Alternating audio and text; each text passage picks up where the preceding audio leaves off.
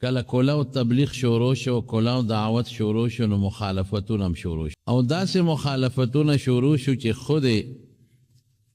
د رسول الله صلی الله علیه وسلم وجود مبارک تا او داغه صحابه تا چې کافر سونه وس کېدن او هغه تکلیف رسول شروع کړل. بذات خود نبی علیہ السلام خود یو مضبوط قوم سره تعلق لره، یو مضبوط خاندانو او لوی نسبگیری ونو پاغه داسې ډیر تیز نشو راتلی، هم به خپلې وسې کولې. لیکن کم صحابه کرامو بخصوص چې کم غریبانانو هغې سره دې ظالمانو ډیر انتهایی ظلمونه کړي. بالخصوص په هغې کې مشهور صحابي دی حضرت بلال ابن رباح رضی الله تعالی عنه. د پلار نوم یې رباح او دی د امیه غلام و، د امیه.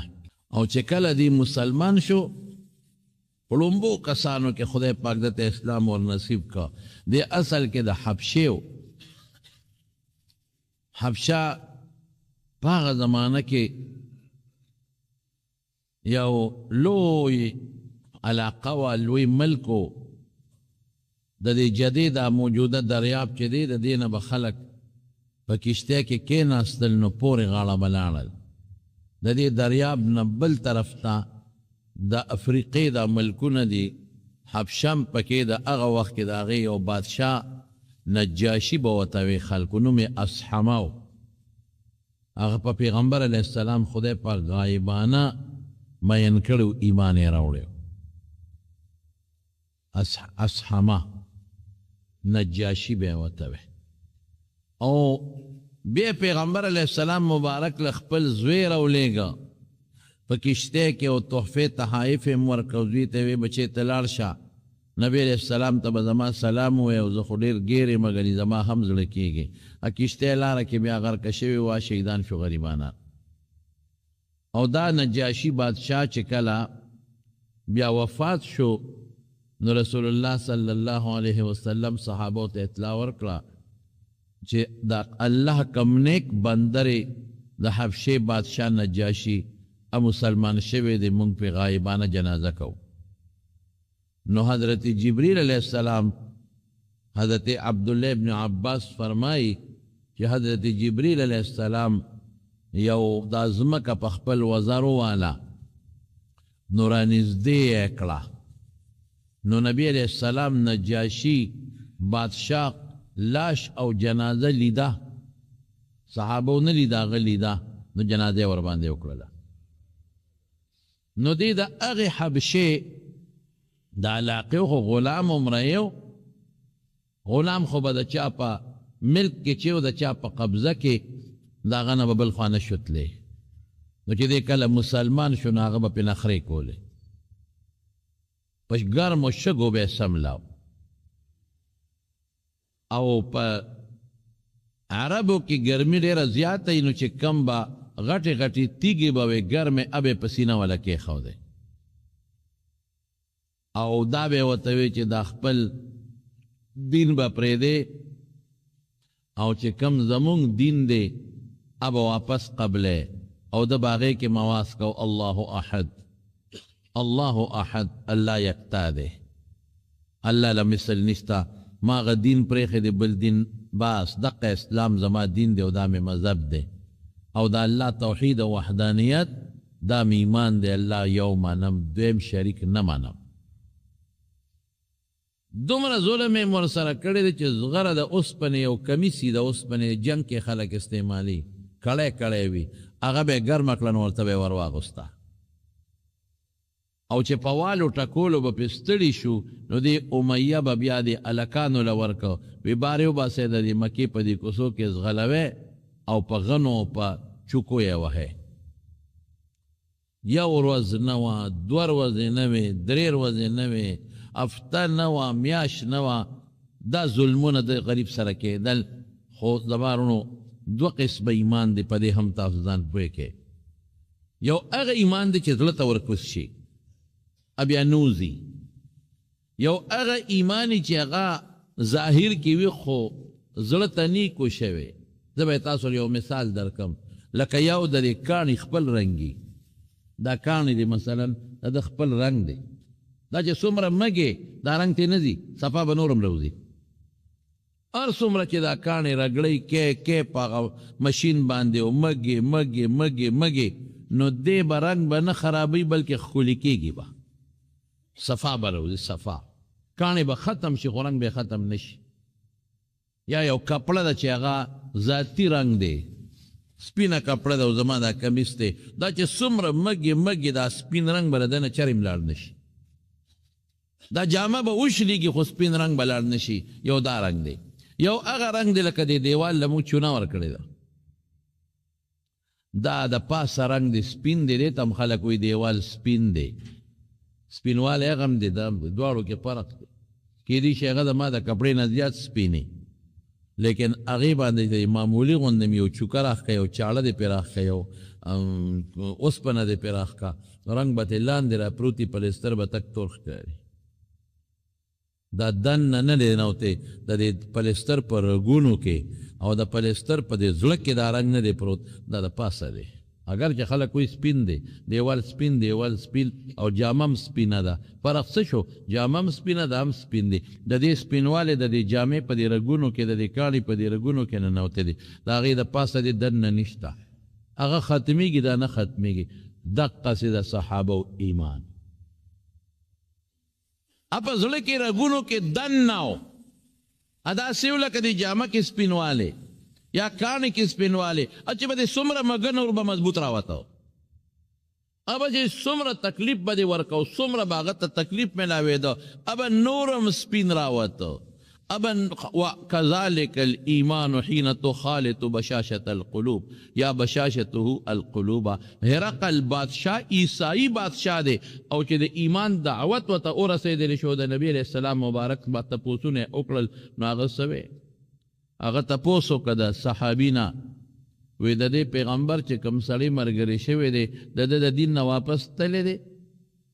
مرتد شوی دی هل يرتد احد منهم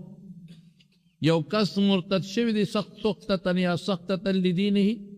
نو هغه وی نه چې د کم کس مرګری شوی دی بیا ته نه دی تللی یو ځل ایمان راوړی دی یو صحابي بیا نه دی تللی نو اسوی وی ایمان هم دغسې دی چې د زړه تل ته کوز شي نو بیا نه وځي ایمان چې داسې شي لکه د ما د جامې رنګ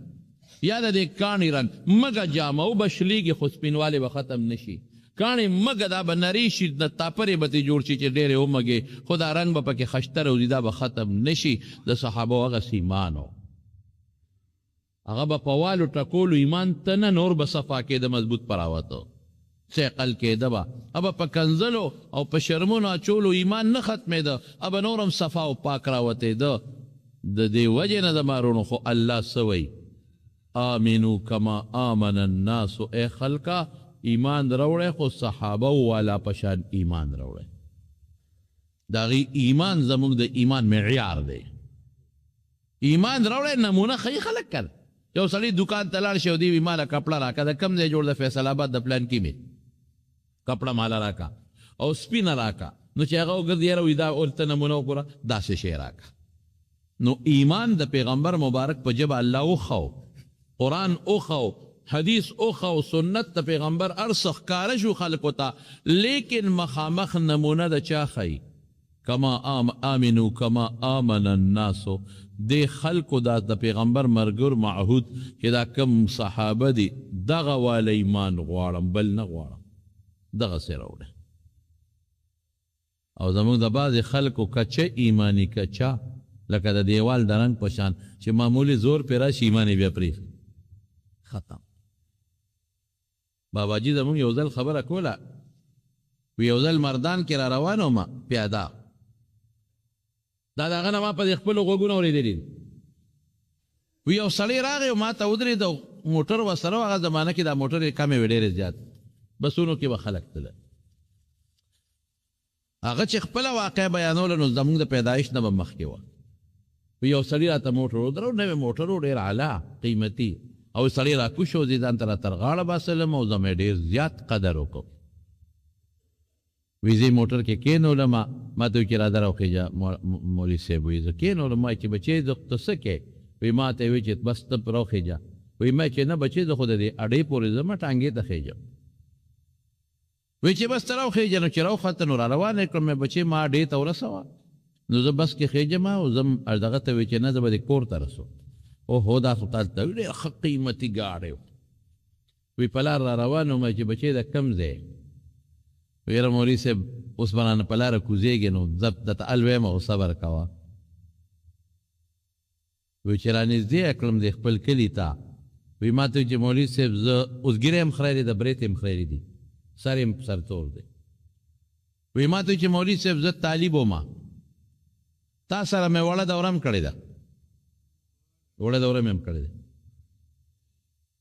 او پټکې به مې مو ګیرم و او هر څه برابر و په شریعت او لویه دوره بل دی یاد کړه چې بیا مې هلته وکړه او وی چې د لونخوړ طرف ته هغه زمانه کې د اکاټلنګ د لونخوړ طرف ته څه کلی یادو چې هلته امام شو دورې د پس وی چې امام شومه نو ماښام یو ماشوم او هغې راله روټۍ راوړه د جوارو روټۍ وه او د پاسه پې ساک پروت و پلیټ نو رومال نو وی چې استاد راشه دا واله غریبي مو د خلکو چې رښتیا خبره روټۍ لاس کې جینۍ نیولې ده او د پاسه پې ساک پروت دی وی ما وی چې که دا پلیټي نو ډوډۍ څه شوه ځکه ساک پې پاسه پروت دی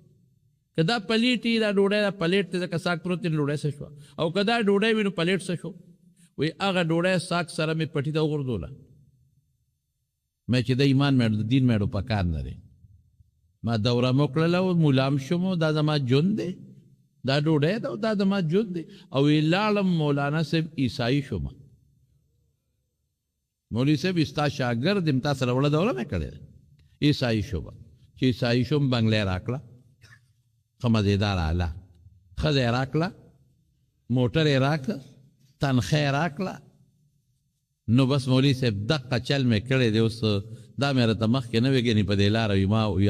وي ما هغه به داسې انسان ته مسلمان شه وی چې اوس ختم نشم مسلمانې دی وی چې کوزېدم وی ما ته وی چې مولوي صاحب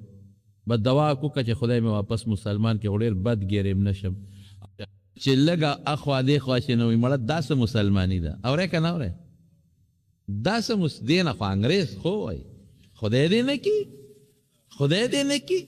چې د سور انګریزي او سپین انګریزي او سپین کافري او په مال او سرو زرو کې ډک پروتي زما د قسم مسلماني دا څه مسلماني لکت خو تار اور بی دی که نه خو چې سنګ مې هغسې جی خو چې سنګ تی هغسې د تربور هم دی که نه خو چې سنګ تی هغسې د رور هم دی که نه چې سنګ تی هغسې د قومي هم دی که نه دا دوکه ورته پیغمبر خولی ده هغه دې مه کوه دا دروغ ورته ملا خولی دی خو ورته یې مه کوه نو که د ملا پکه ګه شوه نو مقتدي وي دا ایمان نو که ملا چېته ټوخې وکړه وي دا ایمان نو که ملا نه غلطي وشو وي دا مسلماني نو که دکاندار نه غلطي وشو نو دا مسلماني نو ولې غلطي کې که چېته چا دوکه د سره په تجارت کو دا مسلماني دا مسلماني نه ده دوکه مسلماني ده پیغمبر مبارک فرمایي من غشنا فلیس منا چا چې موږ سره ټګي وکړه ما والا نه دی دمارو ایمان دغه او د حضرت بلال الله پاک ته موږ د ازمایښونو نه وساتي او خدای دې زموږ ایمان دغسې ایمان کې چې دا ایمان کاڼي والا ایمان دی نو دا به جنت ته رسو ځان سره انشاءالله العظیم او که دا کاڼي والا نه دی د پاسه رنګ دی نو ځن کدن کې دې راته خدای خیر کړي پې شیطان سره به د چا پلار مقابله وکړي امام راضي ورسره نه دا کړی نو موږ به ورسره څه امام راضي هغه شخصیت دی هغه شخصیت چې فلسفي دی لوی عالم دی شیخ القرآن شیخ التفسیر دی او د الله تعالی په وجود 360 دلایل لیکلي چې الله موجود دی او چې کله زنکدن دی نو لګیا دی او شیخ نجم الدین بل ځای کې دی هغه به شاګرد په لاس اوبه اچوي او دس کوي شاګرد حیران دی چې خدای حضرت توبه چو لوټې خلاصیږي او دې دقه په سوچ کې پروت دی سوچ کې پروت دی او ناګنې یو چونګ بر راواغېست داسې ویشتې وی د خدای بنده وی چې بې دلیله الله یو هغه نه بیا چا تپوس وکړي صاحب دا څه چلو و امام راضي راته خدای خو شیطان ورسره نښتی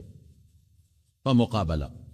او شیطان زن کدن کې ورته لګیا دی او ورته وایي ته خدای غوښتا وي او دلیل څه دی وی دا خو ټیک نه دی، غلط دی. دویم دلیل دام غلط، دریم دلیل امام راضي پیش کوي دام غلط، څلورم پیش کوي دام ټیک نه دی، په دلایل یې ورته ښیي چې دا غلط. اخیری دلیل راغی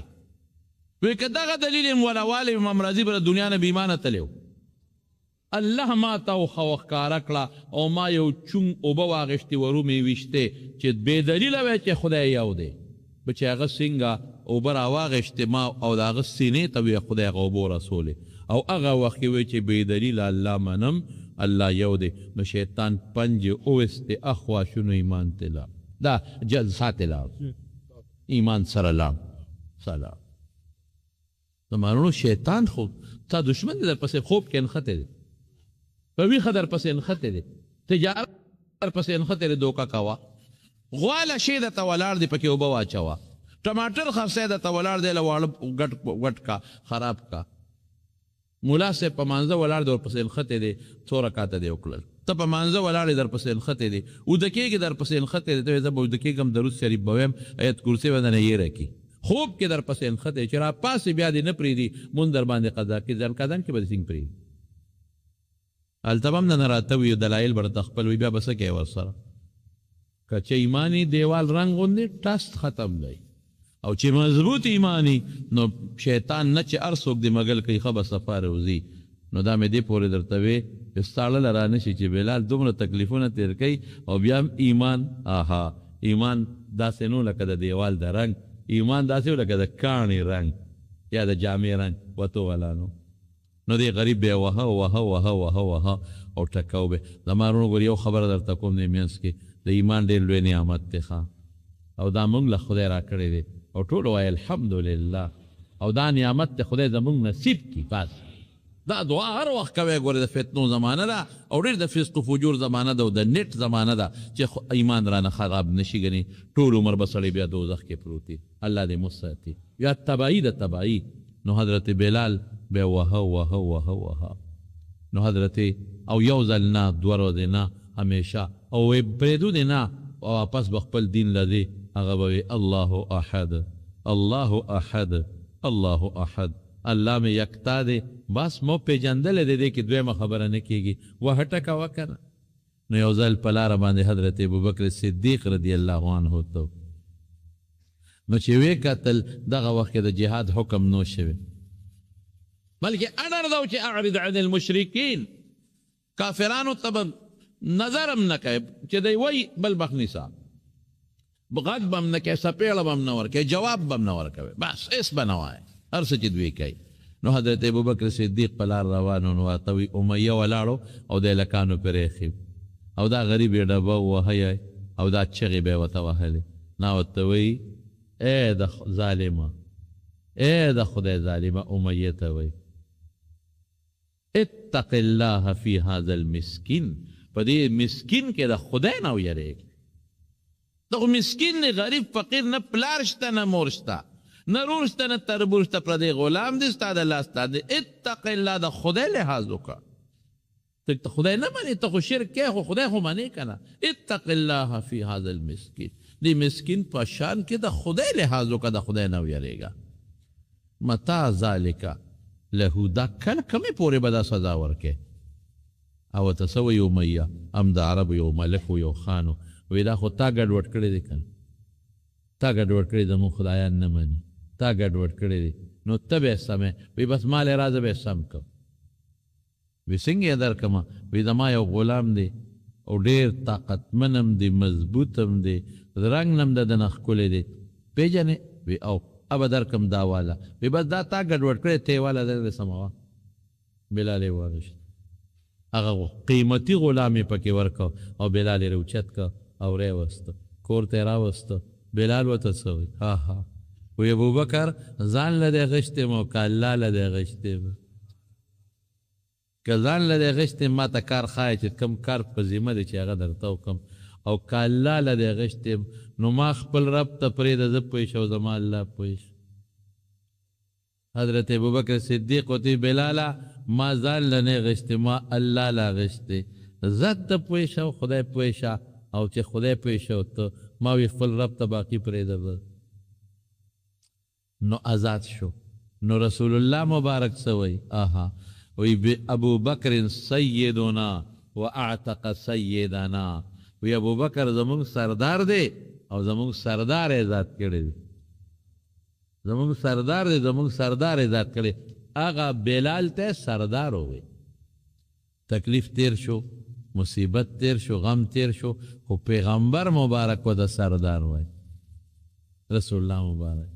او یو وخت بیا هغه راغی چې نبی علیہ السلام دی مؤذن کړ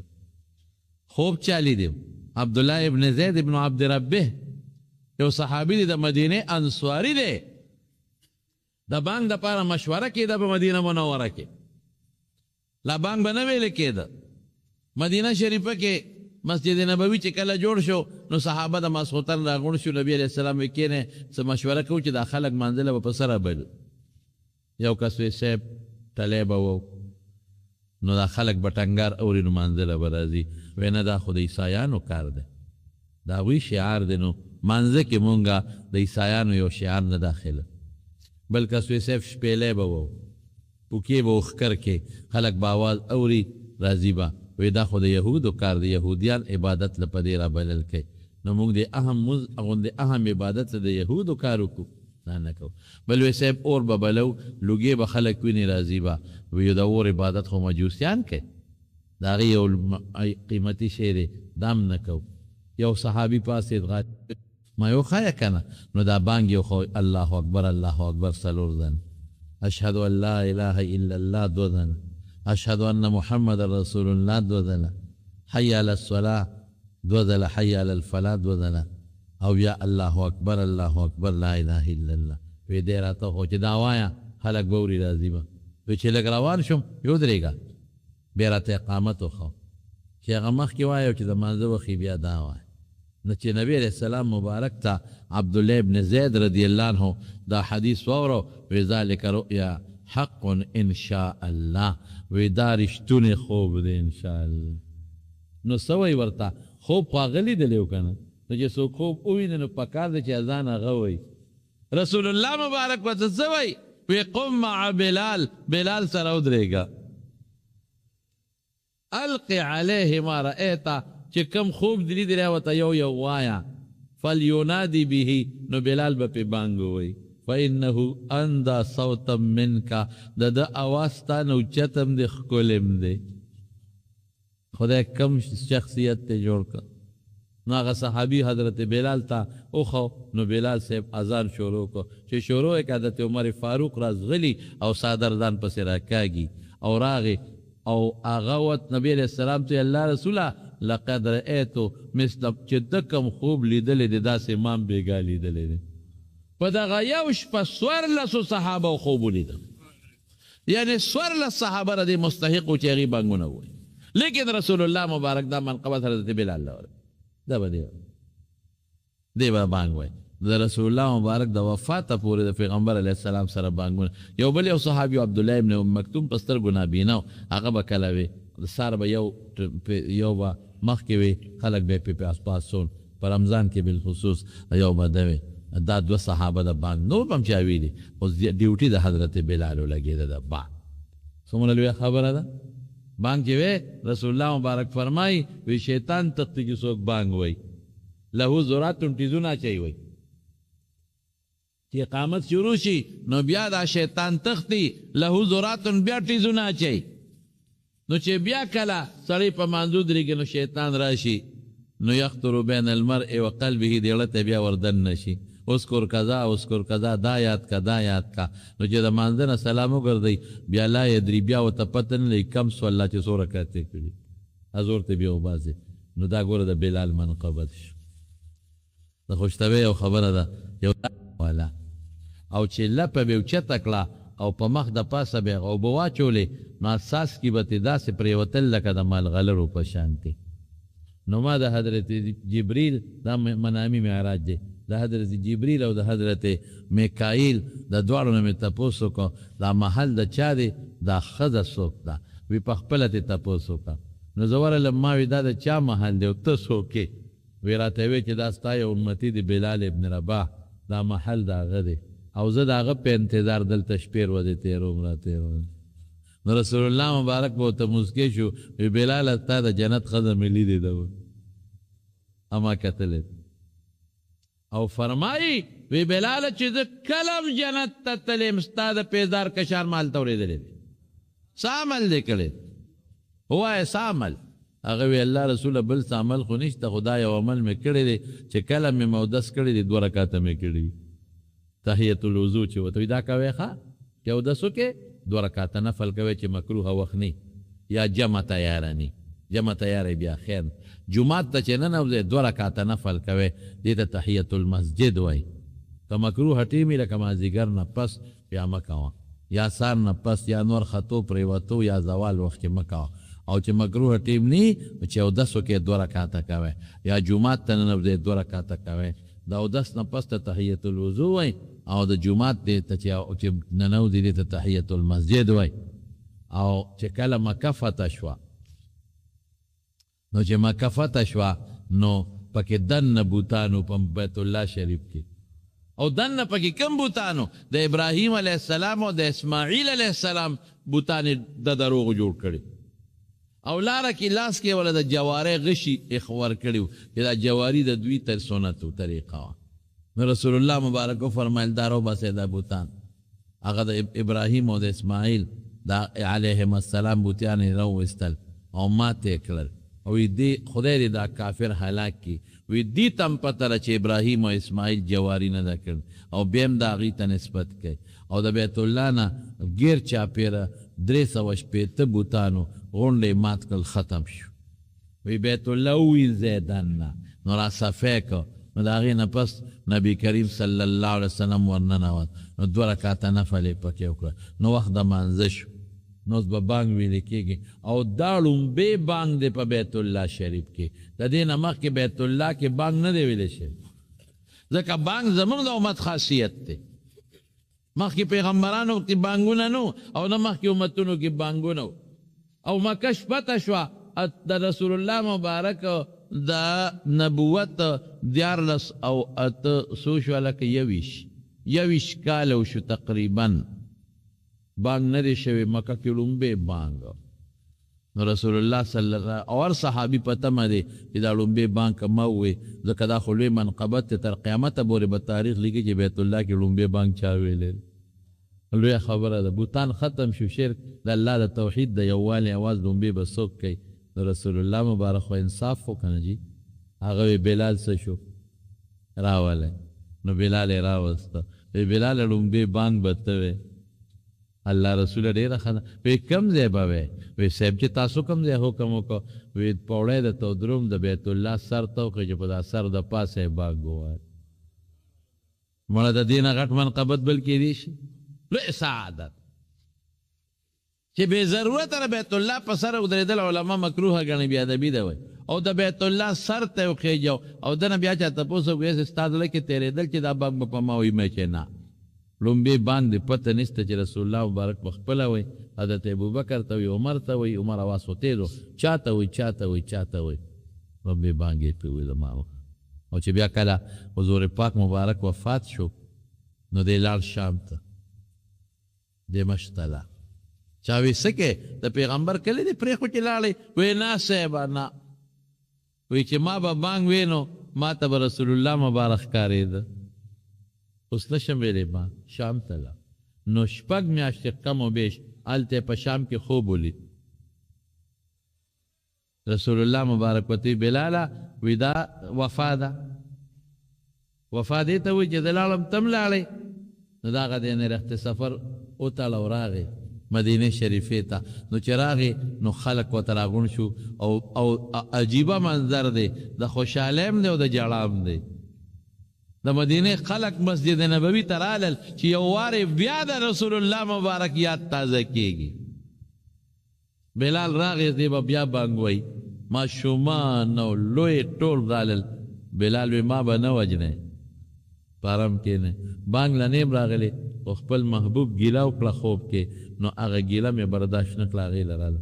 نو حضرت حسن او حسین یې وله راولېږل وی د دې ماشومانو لحاظ وکړه او دا بانګ ووایه. وی نشم ویلی، ما چې به بانګ ویو کله به رسول الله مبارک جومات کې و، کله خو به کور او کله به جومات کې و، نو په یو سترګه به مې قبلې ته کتل، په بله سترګه مبارک مخ ته مې کتل. اوس به چا ته ګورو؟ او عجیبه وه که نه، سار به بانګ وی نو بیا به نبی علیه السلام له ورغې دروازه کې به ودرېده، نو هغه به یې اواز وکړه الصلات یا رسول الله، الله رسوله مونځ له روزه. دروازه کې آواز به ور او که نبی علیه السلام بس مشهور د جمعه، نبی علیه السلام یو ځل صلح له چاته مدینه منوره کې دوه قومونو کې جنگ شوی، نو بلال ته بلاله که زه راونه رسېدم ابوبکر مخکې کا اقامت ورپسې کوه، ځکه اختیارمن یو ګناه حضرت بلالو. نو خیر خلکو حسن حسین چې راوستل رضی الله تعالی عنهما، نو مجبوره شو نو ودرېده، نو بانګې ډېر خشته شروع. صحابه وی عجیبه منظر په مدینه کې راغی، ښځې کوټو ته وختې، بلال بانګ شروع کو، ماشومان جومات ته رالل، جومات له بریز ډک شو د خلکو نه، خو چې بلال وی اشهد ان محمد رسول الله لاندې پرېوته، مخکې بانګې ونه ویلی شي. بعضې علما خو هم دې کې وفات هم شو، بعضې علماو لیکلی دي مدینه کې د قبر دی او هغې کې وفات شوی هم دی، او بعضې علما وایي نه د هغې نه پس بېهوشۍ نه خدای پاک جوړ کړ ټیک شو، نو بیا تللی دی واپس شام ته او په دمشق کې دفن دی هلته کې قبر. زمانونو یو قرآن شریف کې یو آیت دی، ما طالبان پې پوهېږي ان مع العسر یسرا، ان مع العسر یسرا. دا طالبان زمونږ وایي تاسو به پرې نه پوهېږئ، د عوام تاسو مقصد به کوم وایي معرفه چې معاد شي ثانیا معرفه ثاني عین ولئ، او نکره چې معاد شي ثانیا نکره ثاني غیر یو. نو دلته عسر یو دی، یسرونه دوه دي. نو زمونږ د نور الانوار کې دی غالبا که کوم ځای کې دی، وی اذا اشتدت بک البلوا ففکر فی الم نشرح فإن العسر بین یسرین اذا فکرته فافرح. وی قرآن شریف کې الله تعالی د اشاره در کړې ده چې تکلیف در باندې کلم راشي نو صورت لم نشرح ته وګوره، نو الله پکې یو اشاره در کړې ده چې تکلیف به یو خوشحالی به دوی ګورې، تکلیف چې راشي خوشحالی به ډبلي دوه به دوه. نو بلال خو ټیک د څو میاشتې تکلیف برداشت کو، موږ نشو برداشت کولی، دغه موږ د الله د دې ازمایش نه ساتي، لیکن هغه خوشحالی د پیغمبر مبارک ملګرتیا او هغه خوشحالي میلو شوه چې د حد نه وتې، د حد نه وتې. او چې کله زمارونو بیا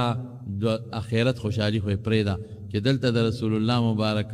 بانګي و مؤذنو هلته به هم خادمي. بهر کې زمانونو صرف دې پورې خبره مې کوله، دین دپاره تکلیف او مشقت برداشت کول دا شته تکلیفونه شروع شو، او چې څوک هم تکلیف مشقت برداشت کی د هغې بدل خدای ورکوي، په دنیا کې هم ورکوي او په آخرت کې هم ورکوي. نو یو په هغې کې حضرت بلال د ټولو ته تقریبا خدو. دویم پکې حضرت عمار ابن یاسر. دا یاسر د عمار رضی الله عنه پلار، دا اصل کې د یمن قحطانی عربیو، د یمن دا مرینو ګورې مشهوره داره چې دا مرینو قحطانی و یمني، دا ضرور چې تروک شوی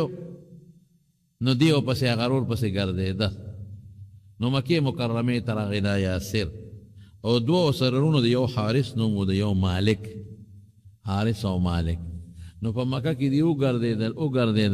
خو هغه خپل رور پیدا نه که. نو دا دولونو حارث او مالک ته واپس یمن ته لاړل، او د وی زه خو واپس یمن ته نه ځم، بس دا مکه مې خوښه ده او د بیت الله شریف دا گاون مې خوښ دی، د دلته پاتې کېږم. نو دی په مکه شریفه کې پاتې شو. نو په مکه کې بنو مخزوم قبیله کې یو کسو ابو حذیفه. نو دا هغې ابو حذیفه سره د عربو کې به دا قانون چې یو بل له به یې لاس ورکړه د رورولۍ. نو چې یو ځل به یې لاس ورکړه نو به خپل رور و بیا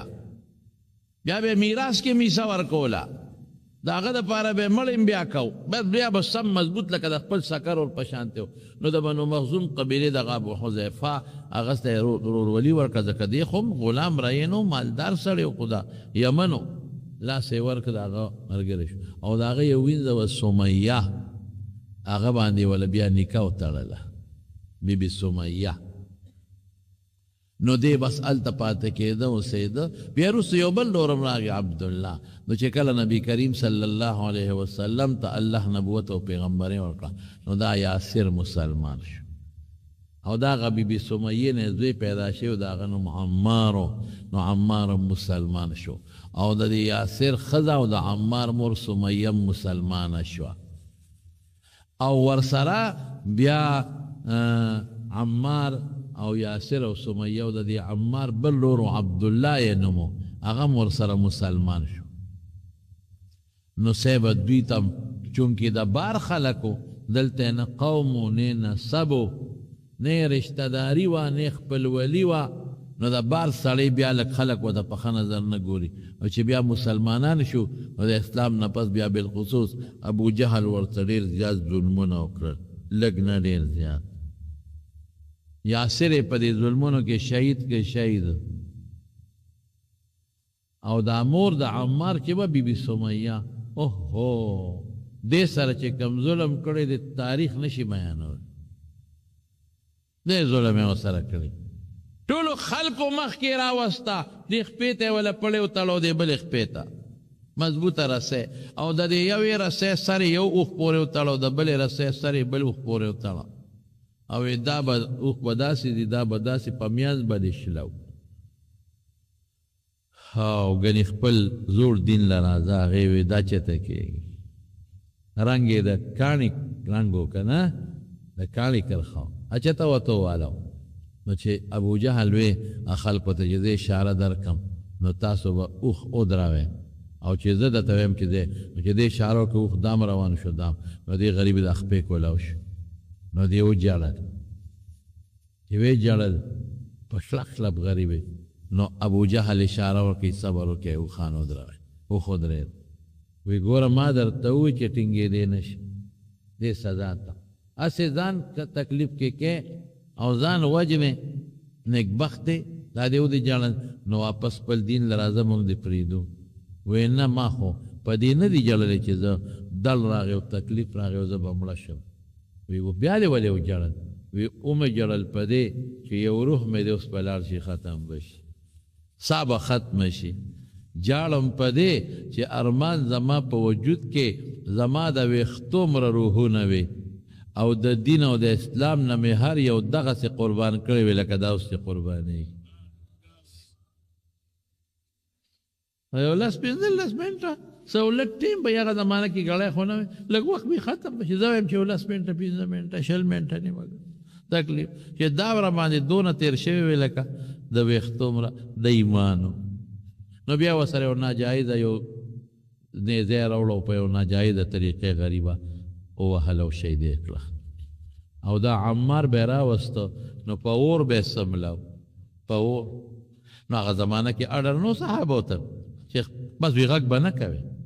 نو یو ځل پې نبي کریم صلی الله علیه وسلم تېرېده او دی په اور سملولو. نو رسول الله مبارک یا نار کونی بردا و سلاما على عمار یا نار کونی بردا و سلاما على عمار کما کنت بردا على ابراهیم. اے اورا څنګه چې په ابراهیم علیه السلام یخ وي او معتدل وي داسې په عمار هم یخ شه او معتدل شه. او بیا ورته ابشر آها اے عمار ابشر خوشحاله شه د جنت زیر قبول کا. او بیا سوی ان الجنت تشتاق الیک عمار جنت تا تشوق کې دی جنت شوق کې دی مینه کې دی چې عمار به ماله کله راځي. دومره تکلیفات برداشت کړه بهر کې بیا خو خدای پاک د هغې نه بچ کړه مرګ نه بچ شو مور یې ملاړه پلار یې ملاړ. نو بیا دې د نبي علیه السلام سره مدینې ته هجرت هم کړی عمار. بیا مدینه منوره کې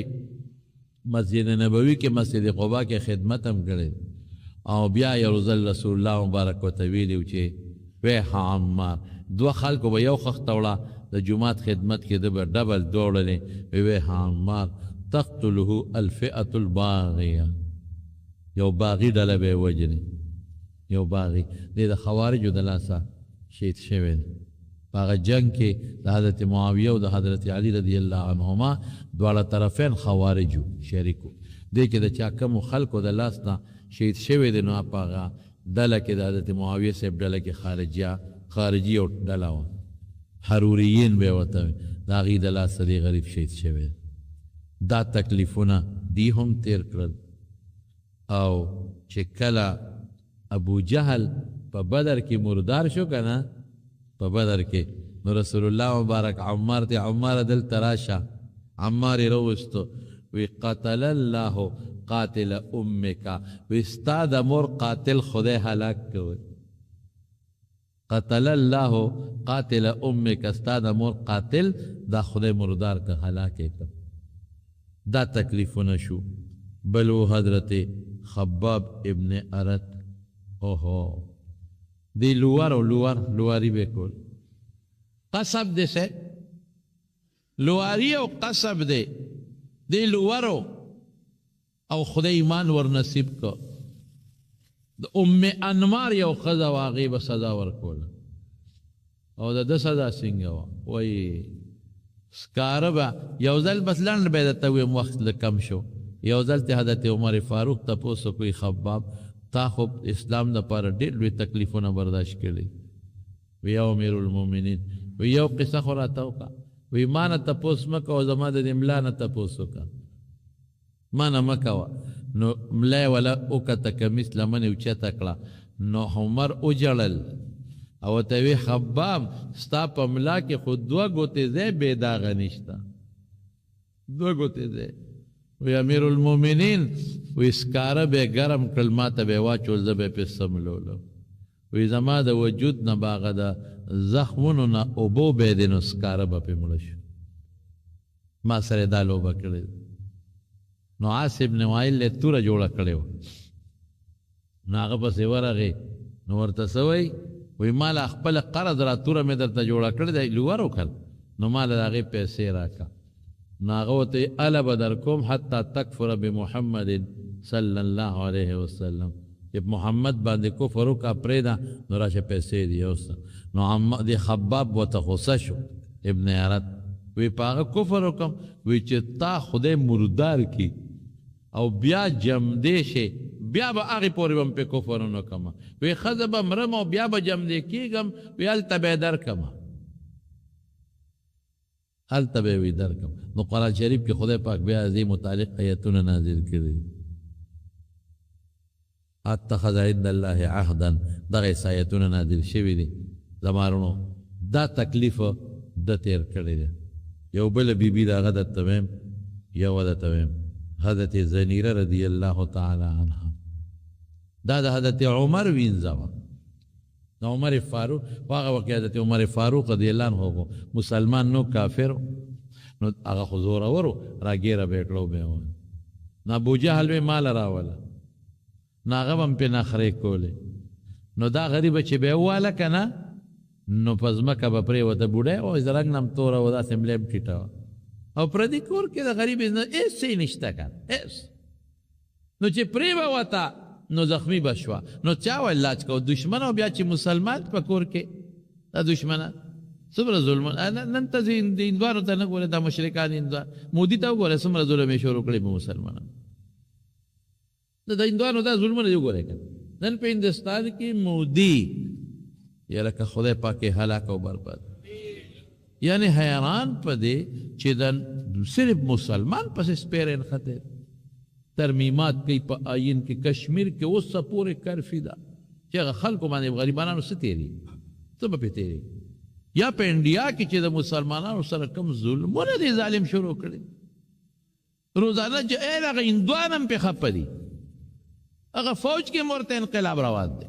او ظالم نے صبر کی گجرات کی سونا وجلی دیس پیر دوی ظلت سختی دا مسلمان پہ مقابلہ کی باہر کے نو ابو جهل نو چې دی به واله نو غریبه به پرې وتا نو لاس په زخم شو څه چل وکړو نو صادر نه لوپټه خو بنو صادر غریبي ناغې نه ټوکلا پرې کړه نو لاس شته وکړ نو یو ځل چې درز ورکنو لاس یې مات شو نو لوپټه نه ټوکلا پرې کړه په ځان نو ډاکټر له دشمن دی چې ته بوځي څوک یې ناغې وتړه ځان نو چې به زخمی شو دا چل به یې کو خو دې غریب به دام نه وي چې یا الله ما جوړه کا دا به نو ما خپل ربي نه کړ نو یو ځل یې ولا په سر غزار ور نو په سترګو ړنده شو نو ابوجهل ورته وایي وایي ځکه نه ته چې یو خدای منې ورته وایي چې سترګې دله جوړې کړي که نه نو دا غریب اوس چې په پردي کور کې مې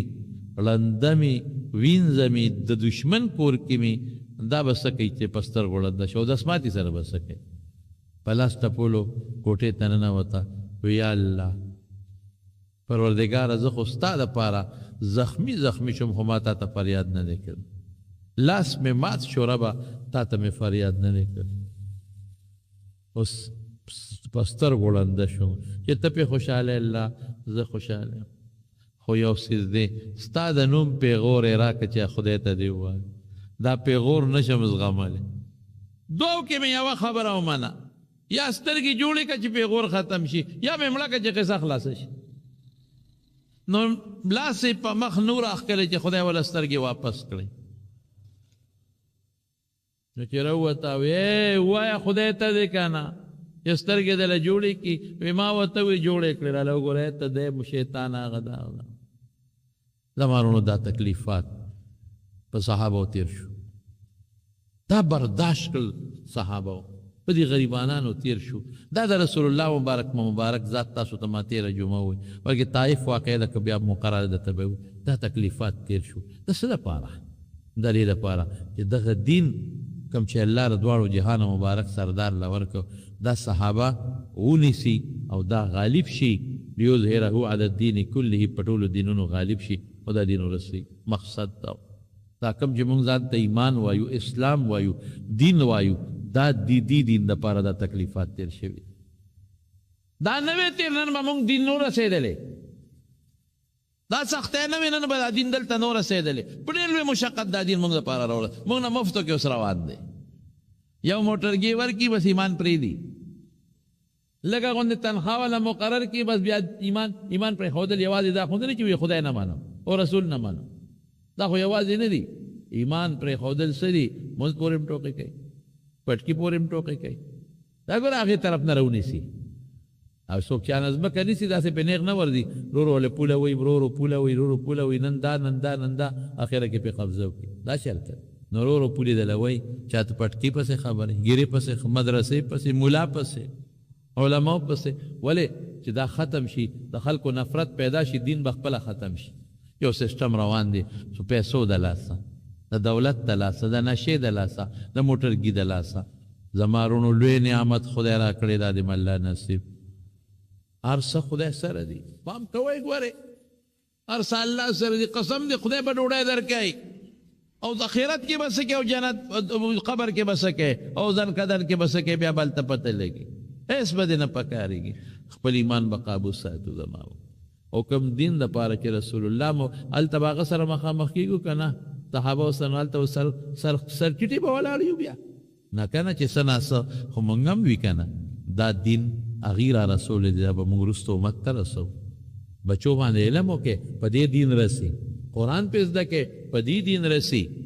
کنی د علماو سره مینه وکړئ محبت وکړئ لاسونه ښکل کړئ قدر وکړئ مدرسو سره قرآن سره درسګاهونو سره چې کوم د قرآن د دین درسګاهونه قدر وکړئ د قرآن شریفونو سره قدر وکړئ علماو سره مینه وکړئ حافظانو سره مدرسو سره نو چې دا ستا دا محبت مینئ نو دین به انشاءالله جاري روان او که دا ختم شي دین به ودرېږي بیا به دنه خدای تپوس کوي نو دا په ډېر لوی مشقت راغلی دی په ډېر لوی تکلیف هغې وینو لاج به ساتو د هغې صحابو د تکلیفاتو لاج به ساتو صحابو ډېر لوی تکلیفونه برداشت کړل او تر څو چې یو کار کې سړی مشقت ونه کړي نو کار سر ته نه رسي موږ به دا حساب والو چې یو سړی فصل کری مثلا غنم کری څونه مشقت برداشت کوي پټې به له په اجاره لې یا خپل باندې هغې نه پس به هغه اړی راړی چې نورې ووایي هغې نه پس به بیا هغې کې تخم به ونه ګورې بیا به یې کرې بیا به یې د شپې کله چاوده او بخور ټیم د شپې وي د چا پیشمني وي په یخ یخنۍ کې به یو بخور به کې هلکه بوټي پکې سخا راووتل د هغه سخا بوټو دارو به ورته اچی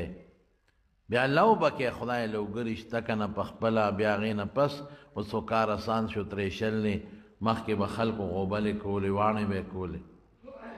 دارنګې سبزي کرې شپې ورځ به دې تاویږي پلاسټکونه به پیچې که ته دا مشقت برداشت کړې او ښه خواري وکړې نو فصل به دې ښه راشي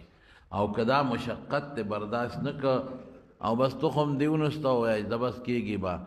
فصل به دې کامیاب نه راځي کور چې جوړی څونه مشقت برداشت کړې دا پلستري دی او دا په خښتو اوبه دي او دا ویښته پورې چې سبا بنیاد کینني او ډکون دی او بری ده او ماربلي دی او څه او څه مشقت به برداشت کړي نو بیا به ښکلی کور تیار شي دارنګې اسلام یو کور دی یو باغچه ده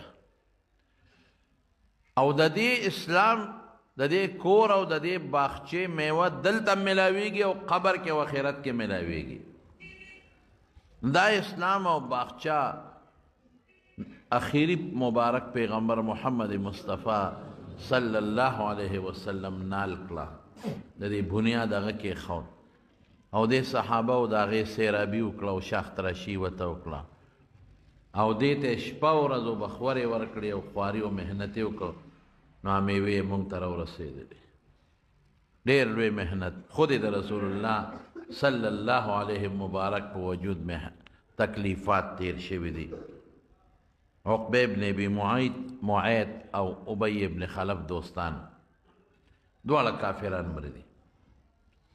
عقبه ابن ابی معیط یو ورځ راغی او نبی علیہ السلام سره کېناسته او لږې پیغمبر علیہ السلام سره مجلس وکړو چې واپس لاړ نو ابی ابن خلف د هغه دوست وویل ما له خواله را نه شي ولی لکه څه چې بس ما سره نن نه پس خبر ختم ستا ته زه یو محمد سره کښېنئ صلی الله علیه وسلم هغه سره ناسته کې چې هغه سره څوک ناسته کوي څوک ولاړه کوي هغه سره زما تعلقات ختم هلکه هسې تللی وم چې وګورو چې دې څه وایي نه نه به راځه هلکه بس غلطي شوې ده بیا به نظم وی ښه په یو شرط به زما ستا دوستانه واپس کېږي هغه شرط ډېر خراب او خطرناک و هغې خولې سره انسان تلفظ نشي کولی خو د سیرت خبره ده ځکه یې درته کوم نقل یې درته کوم نقل کفر نه باشد وی په یو شرط زما ستا روغه کېږي او دا دی چې ته به ځې او د دې د نبي علیه السلام نوم یې واغېش د هغه په مخ به توکاڼې لاړې به توکې او که دا دې نه کړې نو زما ستا دوستانه باقي نه پاتې کېږي هغه بدبخت و مقصې لاړ نبی علیہ السلام خو خیال نو هغه سره خو یې ورځ هم تېره کړې وه تېره ورځ یې ورسره ناسته هم کړې وه او چې نږدې شو ځان یې غلی کړی نو په هغه مبارکه چهره په هغه مقدسه چهره هغه د عرش نه غوره چهره هغه د الله په مخلوق کې د هغې نه بهترینه نیازبینه حسینه چهره خشته په هغې د سپېره لاړې ورته کړې او را روان شو دا نه چې رسول الله مبارک جواب نشو ورکولی که یو څپېړی ورکړی و ټانسانټی به پرې وړی دی دومره خدای پاک پیغمبر علیه السلام له طاقت ورکړ دا نه چې قوم یې نو ملګري نو لیکن الله ورته حکم کړی دی چې واصدع بما تؤمر ولو اعلان کوه وروسته ورته الله وایي واعرض عن المشرکین دوی ته به غږ نه کوې اعرض بل ځای وایي عن الجاهلین دا ناپوهه دي جاهلان دي وجه جهالت دی غږ به نه کوې جواب به هم نه ورکوې سپیڑ جواب په سپیڑ نه ورکې غږ به هم نه کې الله خفه شو قرآن شریف کې آیات نازل کړ الله خفه شو یوم یعد الظالم علی یده دا ظالم به یو ورځ راشي په خپلو لاسونو به چکونه لګي او څه به وایي یا لیتنی اتخذت مع الرسول سبیلا ارمان چې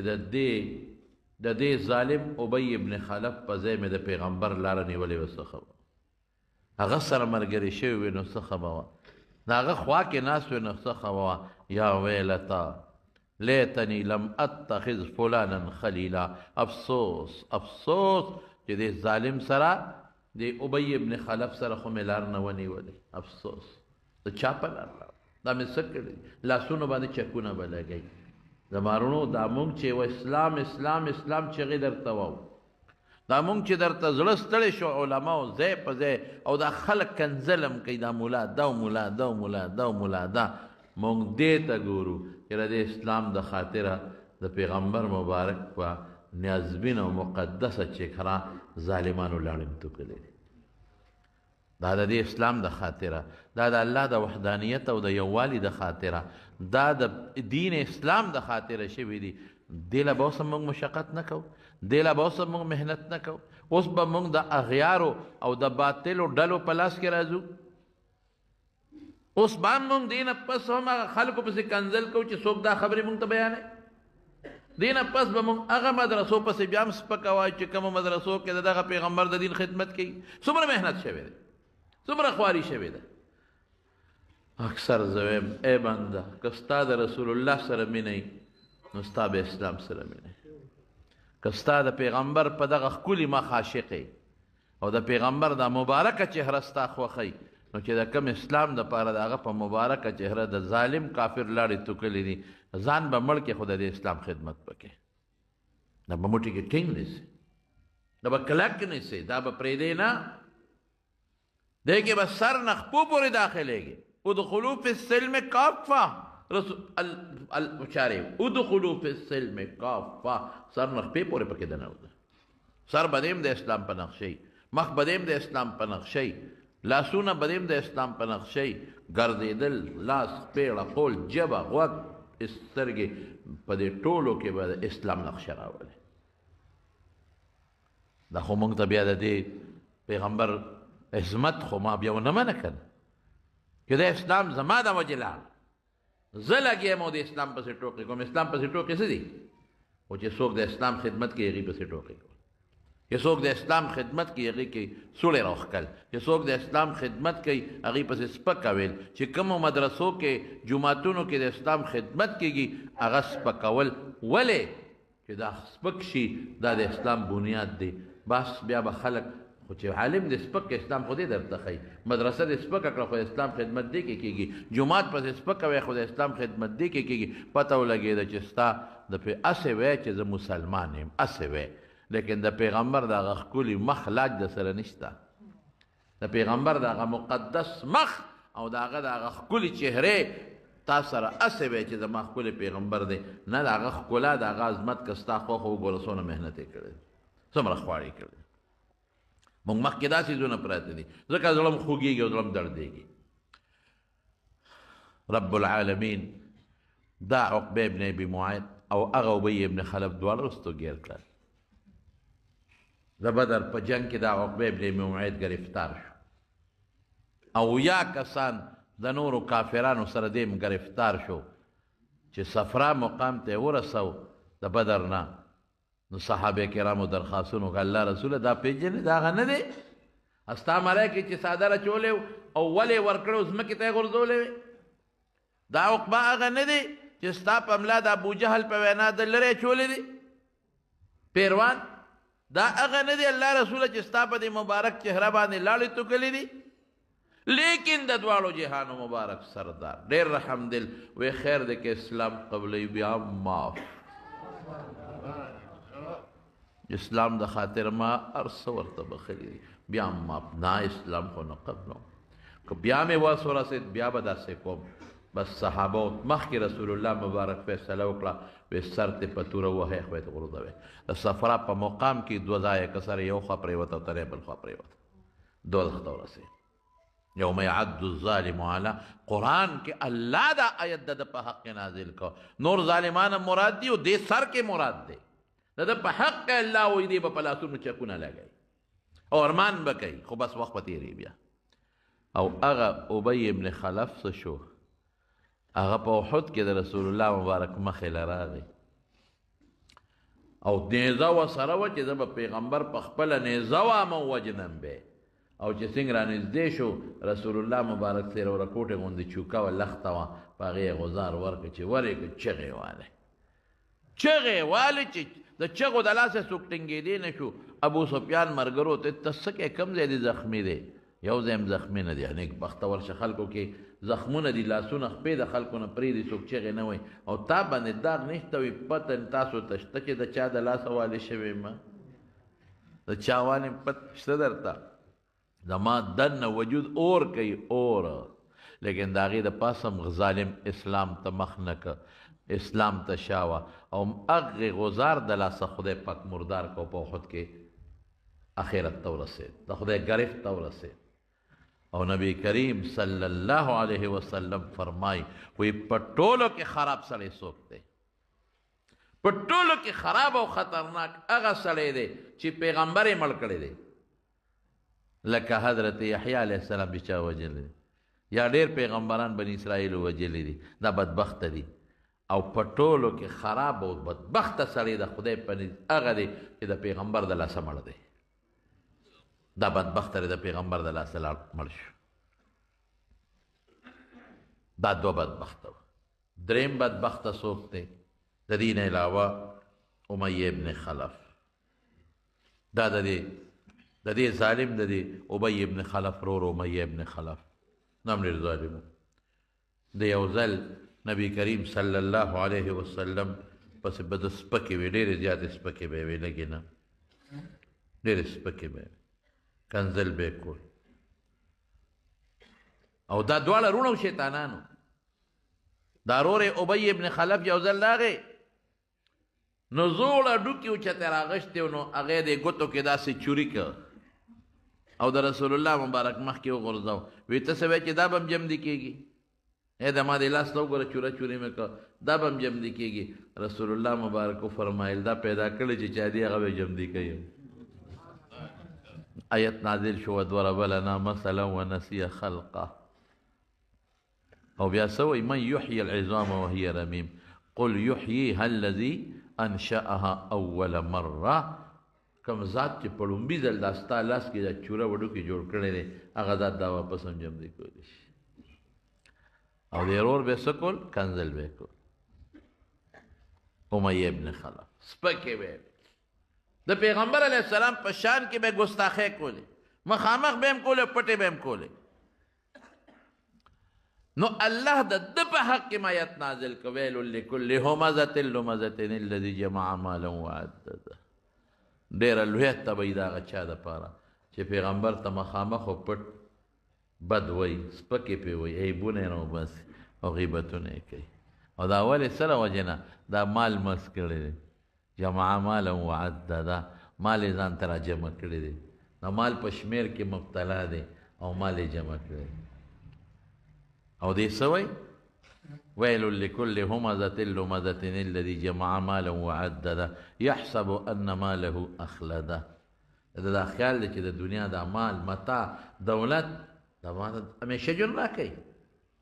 سيصلى څنګه دی مالا وعدده يحسب أن ماله أخلده او بیا رسول الله فرمایي چې څنګه دی خوایا كلا لينبذن في الحطمة وما أدراك ما الحطمة نار الله الموقدة التي تطلع على الأفئدة وی پت صبر وکړئ پته به ولګي وی دی به هغه کندې ته غورځېږي هغه اور ته چې ابه د ده زړه ته د هغې ته ورسي بیا به پته ولګي د مال به په کار راشي او که به رانه شي نو چې ډېر سپکې به یې وي ځکه د مکې لوی ملک و صاحب لوی نواب و خان و سپکې به یې وي نو یو ځل رسول الله مبارک وفرمایل وی ته خو به تا به مونږ وجنو وی پرېږدو به دی نه خولې مبارکې نه دا لفظ وخت نو چې کله نبي علیه السلام مبارک مدینې ته ورسېد نو بیا به هم خلک وی صاحب امیه ابن خلف خو ډېرې سپکې وی وی دی به پرېږدو نه وجنو به دا لفظ د خولې مبارکې نه ووت نو سعد ابن معاذ انصاري رضی الله عنه او د دې امیه ابن خلف دوستانه تعلقات یو بل سره دوستانه نو د هجرت ته رسول الله مبارک نه پس سعد ابن معاذ د زړې طریقې مطابق راغی مکې ته چې لاړ به شم مکه کې خو د چا دغه نشته مکه د هر چا د مکه مکرمه بهر نه خلک لکه اوس چې څنګه ځي او طوافونه عمرې کوي نو د عمرې په نیت راغی چې راغی د امیه ابن خلف سره ډېره نږدې دوستانه وه د تجارت ملګري وو کله که به د امیه مدینې ته ته یا د مدینې په خوا کې به تېرېده سعد ابن معاذ سره به شپې کولې هلته منډې وې د سعد او که سعد ابن معاذ به کله راته مکې مکرمې ته د امیه سره به ډېره دوستانه یم. اوس اسلام راغی او سعد ابن معاذ مسلمان شو، دی کافر پاتې شو. خو دوی دا یارانه دوستانه خو شته. نو چې راغی هم د خپل دوست امیه ابن خلف سره ډېره شو. امیه ته ویې اشنا داسې کار دی چې ما له داسې یو ټیم وګوره چې زه طواف وکړم د بیت الله، ځکه چې مخکې خو به کوله وګرځېدو، اوس خو تاسو ټول چې نو په خپل زوړ دین یې موږ خو دین بدل کړی دی، نو جنجال جوړ نه شي. هغه وی ټیک شوه. غرمه زمونږ خلک ودي په اوړي کې غرمه مکه کې ډېرې ګرمي وي، نو غرمه به وځو نو طواف به وکړې. وایي ښه. چې غرمه شوه دی ووتل طواف له، او چې چا نه یارېدل هغه خبیث په مخه ورغی ابوجهل. ابوجهل امیه ته وایي من هذا معک؟ امیه دا څوک دی در سره؟ دا څوک دی؟ هغه وی دا سعد دی، زما مدینې والا دوست سعد راغلی دی. بس ابوجهل په سترګې راویستې، ښه تاسو زموږ دشمن محمد له پناه ورکړې ده صلی الله علیه وسلم. هغه سره خبره کړې ده چې موږ به ستا مدد کوو. خو زموږ دشمن دی، نو چې ته ورسره مدد کوې خو زموږ خلاف پکې، او ته دلته بېغمه ګرځې، کولاو ګرځې، زموږ دشمن نه مه من ورکه هم بوترانه. ارمان ارمان که زما د دې مشر امیه سره ته میلمه نه وې، نن به ته مانه روغ مدینې ته نه وې تللی. نو سعد ابن معاذ څومره کوټې سړی نو د اوس قبیلې سردار و، لوی سړی و. ټیک ده چې وطن پردی دی، غیرت خو پکې و. هغه ورته ابوجهل په ارام کښېنه، غلی کښېنه، که تا بالفرض د دلته بند کړم او ما دلته نه پرېږدې، زه به درته داسې چل به در سره وکړم چې دروازې به هم در تر اسمان ستوري ښکاري. ستا لار یمن ته تاسو دلته غله نه کېږي، مکه مکرمه کې خو هېڅ هم نه کېدل. نو ته چې یمن ته دی او د یمن نه غله راوړې د مدینې خوا کې ستاسو قافلې ځې راځي، به د باندې بنده کړم، لار به دې بنده کړم، شام ته لار به دې بنده کړم، یمن ته لار به دې بنده کړم، ته خو زما خوا کې تېرېږې، د لوګي به مړه شې. ما سته دمکي راکې. دواړه سره په باس شو. چې په باس شو امیه پړه کې سوچ وکړه چې خدای څه په غم وړېده. اوس هغه هم د قوم مشر دی ابوجهل، د هغه سپکاوی بده ده. دا مې میلمه دی، خدای مکه که دته څه وایي خلک وایي چې میلمه ته میلمه باندې خلک خفه کېږي. نو امیه دا چلو که چې د میلمه ته سعد ابن معاذ ته مخ راواړوي، سعد ته خو زما میلمه، زه خو د قدر کوم، خو ابوجهل زموږ سردار دی. د هغه نوم خو عمر ابن هشام ابوالحکم به یې ورته وی دا د باندې سترګې مه راوباسه که نه، خو زموږ سردار دی. ته میلمه تا ته به څه نه وایي، خو سترګې مه راوباسه. نو سعد ابن معاذ خفه شو چې تا له پکار ده چې د خپل ته دې ویلی وي چې زما د میلمه ولې بېزتي کوې، نو ما باندې د مخ راواړوه، ما ته وایي چې د هغه خیال ساته او بد رد به ته مه وایه. اواز په ما غره وویسته، د هغه پردې وکړه، زه یې پرېښودم. نو دی ورته وایي سعد ابن امیه وایي ته خو دویمه مه وایه، وایي د رسول الله مبارک نه مې اورېدلي چې هغه وایي چې دی به موږ وجو. خبره خو رفع دفع شوه. سعد ابن معاذ مدینې ته راغی، امیه کور ته لاړ، خو د امیه په زړه هغه چاپه ودرېدله. نو ښځې ته وایي ښځې، وایي هغه زما یثربي رور چې راغلی و د مدینې والا سعد، د هغه خبره دې واورېده؟ وایي ما قال لکه څه درته ویلي دي؟ وایي هغه خو وایي چې محمد دوی ته ویلي دي صلی الله علیه وسلم چې هم قاتلیه، ما به وجني. خو دا خبره کړې ده. سعد ورته وایي، امیه اوس ښځې ته وایي چې سعد خو ما ته دا خبره وکړه. هلکه ټیزنه بې غیرته، اوس هغوی تا وجني، نو هغه په مدینه کې دی او ته په مکه کې، نو ته ولې اوس قیدونه اچېغلې کښېنه که. لیکن شارحینو د حدیث لیکلي دي، وایي قریبه وه چې دستونه ترې بېدلې وي، دومره په ده باندې هیبت او یره راغله او رپېدل پرې رالل. نو ښځه ورته لا ډاډ ورکوي، مزه د مکې نه ته بار موزه، هغوی دلته نشي راتلی، ولې رپېږې؟ هغوی دلته نشي راتلی، تالته نه دی. بس او ښځې وایي بس نن نه پس به د مکې نه بار ونه ځم. ولې؟ ان محمدا لا یکذب، پیغام دی محمد چې ته په ژوند کې دروغ نه دی ویلی او دی دروغ نه وایي. دونه پې یقین، خو پیغمبري نه مني. دا دلته وایي دروغ وایي، په ژوند کې دروغ نه دی ویلی، نو بس د مکې نه بار به زه نه وځم. د پیغمبر د خولې خبره رښتونې، هغې کې دویمه نه کېږي. دې کې د بدر مسله پېښه شوه. ابو جهل راغی او چغې جوړې کړې ای د مکې خلکو وځئ کم لښکر چې کم چې زمونږ قافله را روانه د مسلمانان د هغې مقابلې له بدر ته راوتې او هغوی وي زمونږ مدد له راشئ شابې چې ځو لوی لښکر ابو جهل تیار که د قومونو مشران امیه خو اوس پوه شو چې اوس خو خدای دې پکې خیر کړي دا به څه کېږي ده پسې رالل کاکاجي زو به که خیر انشاءالله زو به د مسلمانانو مقابلې له زمونږ قافلې پسې راوتې دي او شا به ځان تیاروه بس چې د دا واورېدلو هغه خبره ورته را یاده شوه وی نه نه زه خو نشم تللی که نه زه خو بوډا سپین ږیری یم بیمار سړی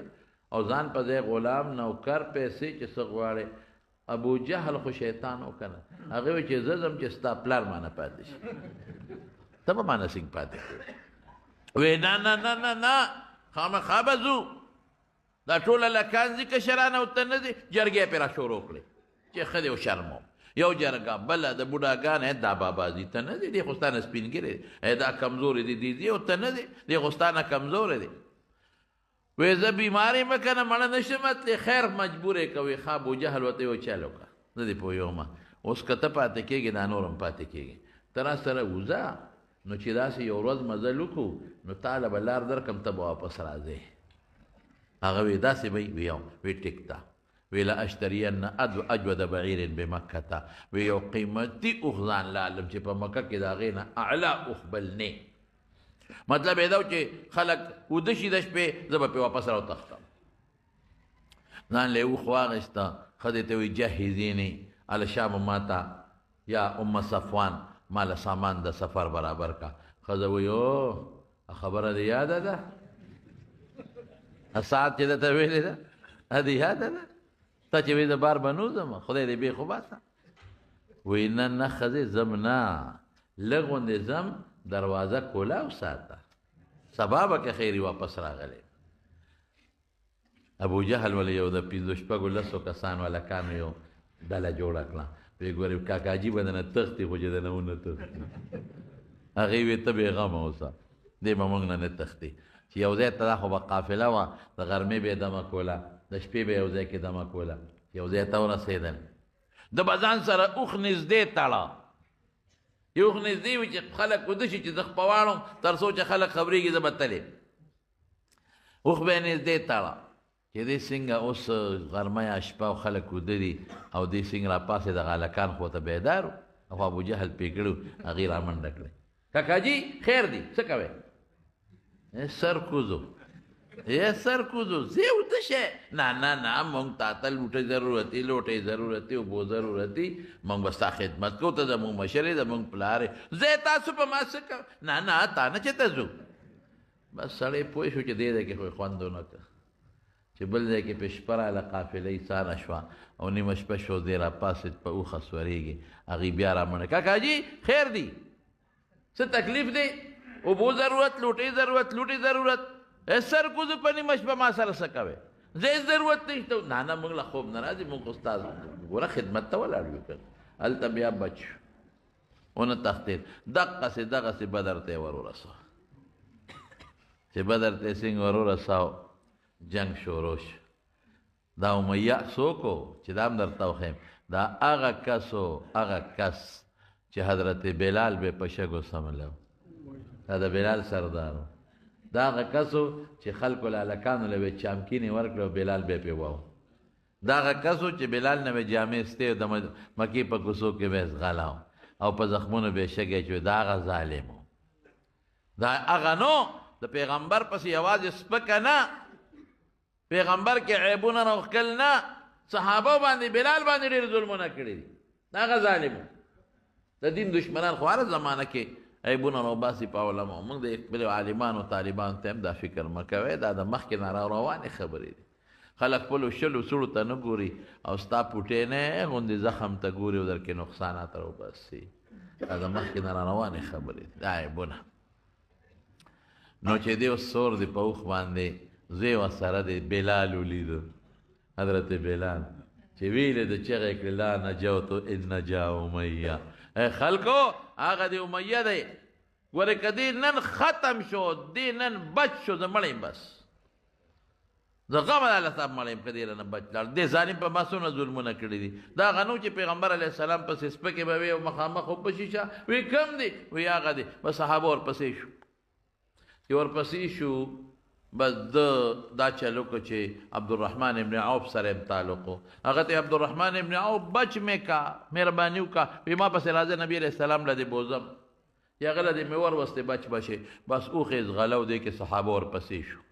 چې ورپسې شو دی خو پېښ شو چې زما پسې هغه غره ورسېدل نو شاته ورپسې زوی نو خپې راوچته کړه زوی له لته ورکړه هغې لاندې وغورځه چې سړي په خپل سر راشي په زوی بیا څه کوي په سر یې راله زوی وغورځو دې دپاره چې یو خو به مې اوښ سپک شي منډه به ووایي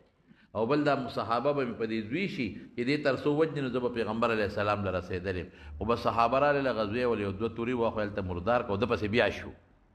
وی عبدالرحمن سړي را ورسېدل وی اوښ نه ټوپ کا وی څه کوم وی زه بچ کوم بس اوښ نه یې ټوپ کړه عبدالرحمن ابن عوف راغی ځان یې بې د پاسه ور واچو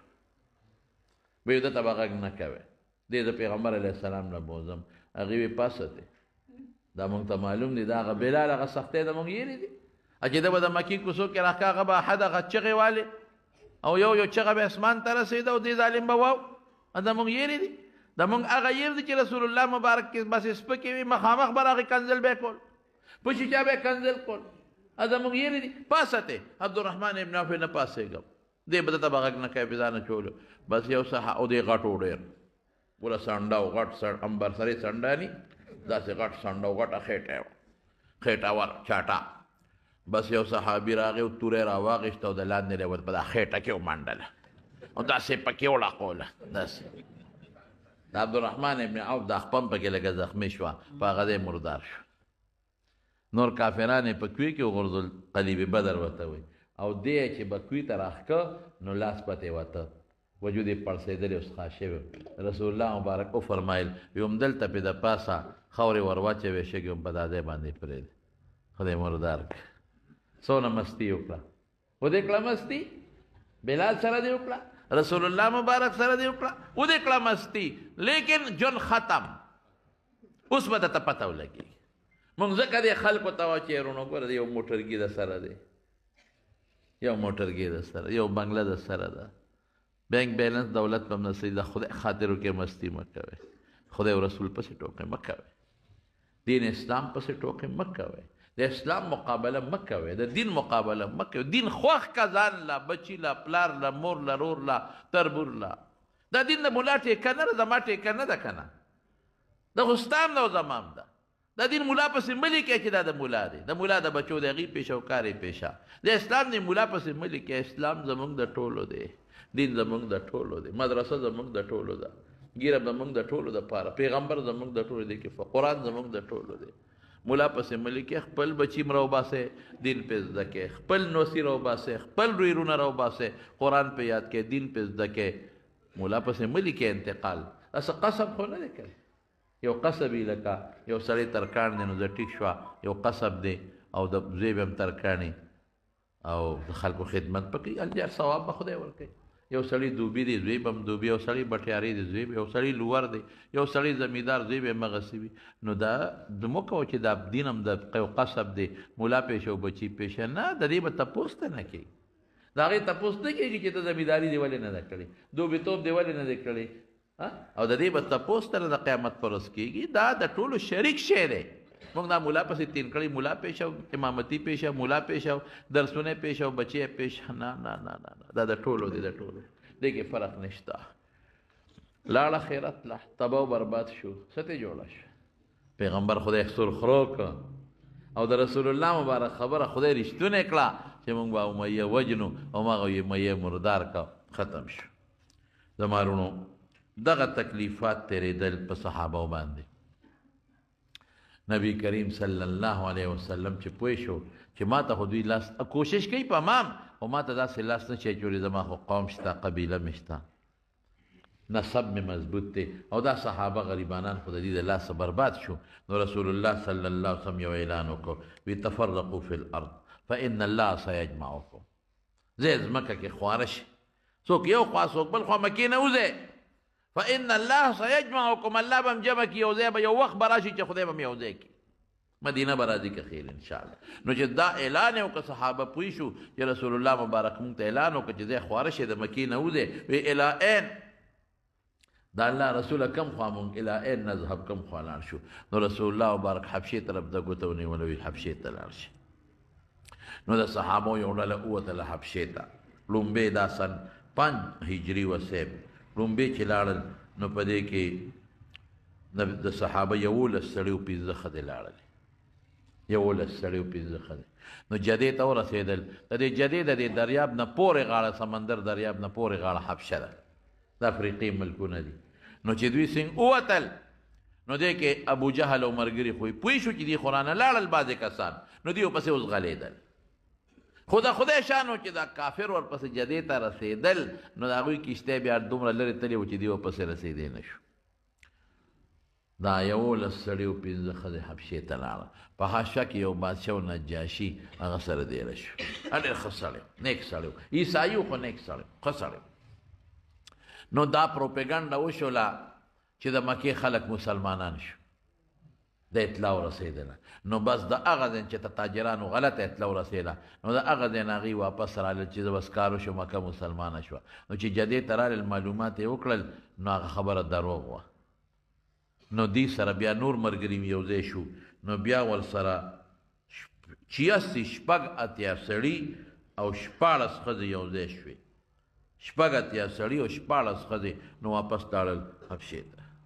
نجاشي سره دیره شو. نو کافرانو په زړه دا کم ځای ځایدل هغه وی 86 کسانو 14 ښځې خو ډېر شی دی دا خو او هم خلک دي دا خو موږ نه لاړل حبشې ته. او د هغوی قانون به ده چې په ملک کې به په کلي کې به یو سړی و نو بیا به څه ناسه محفوظ به و څه ناسه خو چې د کلي نه به ووته بس بیا به دې چا نه شو بچ کولی. که بیا به تا دې رانیوه نو قوم به یې وي ده خو هجرت کړی دی مونږ د ده مدد نه کوو نسب به مدد نه کوو ولې د اوس هجرت وکړه ته ولې د وطن نه وتې چې ووتې بس. نو چې دوی څنګه لاړل نو د مکې کافرانو یو 2 کسان نجاشي له ولېږل یو عمرو بن العاص یو عبدالله ابن ابي ربیعه. عمرو بن العاص او عبدالله ابن ابي ربیعه وی تاسو لاړ شئ نجاشي له او ښې تحفې ځان سره یوسئ او د نجاشي د دربار چې کوم خاص خلک دي هغوی له به تحفې لاول ورکړئ ابا مرګري شي نو نجاشي ته وایي چې دا موږ له راکړه. نو چې هغه آماده شي چې در کومې بس موږ به وفد درولیږو جرګه به درولیږو د لاستریر به یې راولو او مکه کې به یې مړه کړو ځکه چې د مکې نه اوس دوی اوتې دي د مکې امن د دوی ختم شوی دی. نو چې دوی دواړه لاړل بلا تحفې تحایف یې یوړل او هغه تحفې تحایف یې د نجاشي چې کوم خاص درباریانو وزیران او مشیران هغوی له ورکړل. وایي موږ به نجاشي ته لږ ور ورسوئ مونږ هغه سره یو څو خبرې کوو او د یو کار به وکړې تاسو به زموږ ملګرتیا کوئ دا چې زموږ د کلي کوم خلک دلته را تښتېدلی دی چې دا مونږ له لاس په لاس راکړي دا وتړي او مونږ له لاس په لاس راکړي چې مونږ یې مکې ته یوسو. هغوی خو تحفې تحایف رشوت خو ناشنا شی دی رشوتونه یې واخېستل تحفې تحایف یې واخېستل او نجاشي ته یې ویل چې دغسې د مکې څه خلک راغلي تاسو سره ضروري خبرې کول غواړئ نو د مکې د خلکو به ډېر خلکو عزت او قدر کوو د بیت الله د مخه او د حج او د عمرې د مخه وی ډېره خدرۍ ول. دا 2 کافران چې کوم دا وروستو عمرو بن العاص بیا خدای مسلمان کړی دی دوی چې لاړل نجاشي ته ودرېدل وی څنګه راغلی وی صاحب زموږ نه څه بعضې کسان دلته را تښتېدلي دي تا سره یې امن غوښتی دی او زموږ په زوړ دین پسې خبرې هم کوي کنځل هم را پسې کوي مونږ هلته نه پرېښودل دلته رالل او ته بیا مهرباني وکړې او دا راله راکړه او دا ډېر خراب خلک دی او ساحران او جادوګر دي او د پلار او د دوی منځ کې اختلافات جوړ کړل د ښځې له خاوند منځ کې اختلافات دوی یو مشر دی چې د هغه نه غټ جادوګر بل نشته دی نو ته دا مې کسان مونږ له راکړه نو نجاشي وت او دا چې کم د نجاشي درباریانو که نه دا خواصو هغوی یې مرسته وکړه وی صاحب دا د بیت الله خلک دی ګورې صاحب د مکې خلک دی ردي به قدر کوو عزت به کوو او دا سړي به والک وته نجاشي وی نه نه داسې خو نه ده که نه په بې تحقیقه خبره خو نه ده پکار هغه ګورو د هغوی نه تپوس کوو چې هغه څه وایي نو نجاشي وی دا څوک دي وی دا جي پلانکي ځای کې دیره دي وی ولې نو د دوی مشر حضرت جعفر و دا د رسول الله مبارک د تره زوی د ابو طالب زوی د علي صاحب ورور نو جعفر دوی سره مشوره وکړه چې موږ به نجاشي رانه تپوس کوو موږ به څه وایو که دې موږ نه دا تپوس وکړي چې عیسی علیه السلام خدای دی که نه دی اوس به دې سره څه کوو دوی خو ته خدای وایي موږ خو ته خدای نه وایو دا به څه کېږي جنجال فیصله په دې وکړه چې رښتیا خبرې به کوو چاهې چې هر څه کېږي موږ مرو که هر څه کېږي خو دروغ به نه وایو رښتیا به ورته کوایو نو مجلس ته یې راوغوښتل نجاشي دې تپوس وکړه وی تاسو زما دې کلي ته علاقې ته راغلی یو وی تاسو پسې دا خلک راغلي دام رانه غواړي تاسو ولې نوي دین اختیار کړی دی او څه مسله ده جعفر پاسې وی بادشاه سره او چې دوی اول دربار ته راننوتل نو د نجاشي دربار ته چې به خلک ننوتېدل نو سجده به یې ورته لګوله د کافرو ټولو به سجده لګوله دوی سجده ونه لګوله ورته یې لیدل د کبرجنو ته تاله چې څوک راځي سجده راته لګوي او دوی سجده ونه لګوله ودې لیدل نو نجاشي تپوس وکړه وی سجده هم ماته ولې ونه لګوله وی صاحب مونږ کې یو سړی الله را لېږلی دی او هغه وی چې دا د خدای پیغمبر دی نعرفو اباه و امه مونږ یې پلار هم پېژنو مونږ یې مور هم پېژنو مونږ یې قوم هم پېژنو مونږ ته ښه پته ده چې دا رښتونی دی مونږ ته تر اوسه پورې په ژوند کې د دروغ نه دی ویلی هغه پیغمبر مونږ ته یو خبره کړې ده وعده کړې ده چې ما سوا د الله نه بل چا ته سجده به نه لګوې یو الله ته به سر لګوې باقي به هېڅ چا ته سجده نه لګوې دا هغه مونږ ته اډر کړی مونږ ته حکم کړی دی نجاشي خو هوښیار و پوه و قابل سړی و د ده اصل کې د نجاشي پلار د حبشې بادشاه و پلار او دا یو نجاشي ته پیدا و دا یو او د ده بل ورو د هغه 12 بچي و نو د حبشې خلک خو ستغ دی هغې وی چې یاره که دا د نجاشي پلار مړ شي نو بادشاهي به نجاشي له راشي که نجاشي له راشي نو به دی خو یو دی د ده خو بل څوک شته دی نه نو هسې نه بادشاهي بل طرف ته ګډه وړی نه شي نو هغې لږې شو د نجاشي دا پلار یې مړ کړ دی خو راکوټ یې په هغه وخت کې د نجاشي نو چې پلار یې مړ کړ نو بادشاهي هغه بل لور له لاړه د حبشې د خلکو اخوخ و چې هغه له څنګه بادشاهي لاړه نو دی دا نجاشي ډېر هوښیار او د ده دا نور 12 بچي د دې نجاشي د حبشې هر بادشاه ته به یې وي د خپل نوم اصحمه نو ده به نجاشي له ډېر زیات خیال ساتي پکې مشر و ډېر وارو خو مشر و بچي واړو نو ده له به یې ډېر خیال ساته ده نه به یې ډېر تپوسونه کول او ده له به یې ډېر اهمیت ورکول نو د حبشې دغه ملکان بیا ویرېدل ویره ده له خو ډېره توجه ورکوي نو هسې نه چې سبا دا بادشاه مړ شي او داروارۍ دا داروارۍ یې دغه نه شي بیا بادشاه نه شي نو موږ نه به انتقام ولي چې تاسو زما پلار وژلی دی نو دوی لاړل بادشاه ته ویې صاحب موږ خو دا هر څه ستا دپاره کړي دي ستا ورور مړ که دې دپاره چې بادشاهي تا له راشي ستا زامن له راشي نو ته خو د هغه خیال ساتې هغه له عزت ورکې وی دی هوښیار دی وی نه به دې موږ له راکړه دې موږ وجنو یریږو که بادشاهي ستا د مرګ نه پس دله لاړه دې موږ نه انتقام ولي د پلار هغه وی څنګه دله خو هوښیار واره درکړم او تاسې وجنه دا خو ظلم دی وی نه نه ده وی یو کار به وکړو دې به له ځان نه جدا کړم دې به زه لرکړم دې به زه چېرته په چا خرڅ کړم او وجلی نه شم لاس مې وله نه ورځي نو دې بیا صاحبه خرڅ کړ دې جدا کړه د خپل ځان نه او خرڅ یې کړ چې څنګه دې خرڅ کړ خدای پاک عجیبه ذات دی چې دې څنګه خرڅ کړ د شپې یو تندر راغی تندر دا بادشاه سره د 12 زامنو د محل غرق کړل بس قوم خو پېښ شو چې بل څوک خو مونږ کې اهل شته دی نه دغه هلک واپس راولو دی پسې لاړل او دی را خلاص کړ وی مونږ خو تا واپس بادشاه کوو خو په یو شرط وی څه وی مونږ ستا پلار وژلی دی مونږ معافي غواړو که هغه انتقام نه لي وی سم نه ویم درته نو دی پادشاه شو نو نبی کریم صلی الله علیه وسلم فرمایل وی دا اصحمه ډېر ښه سړی دی نه نجاشي وی ده له خدای پاک بادشاهي بغیر د رشوت نه ورکړې ده خلک په خپله راغله او دی په کرسۍ باندې کېنه نو حضرت جعفر رضی الله عنه ورته ناشنا تقریر وکړه وی ای بادشاه سلامت ای درباریانو موږ به مردارې خوړی دا پیغمبر راغی چې مرداره به نه خورئ موږ به د سکه خویندو میندو سره نکاحونه کړي وو سکه مور سره او خور سره به موږ زناکارۍ کولې د وی دا ګناه ده دا به نه کوې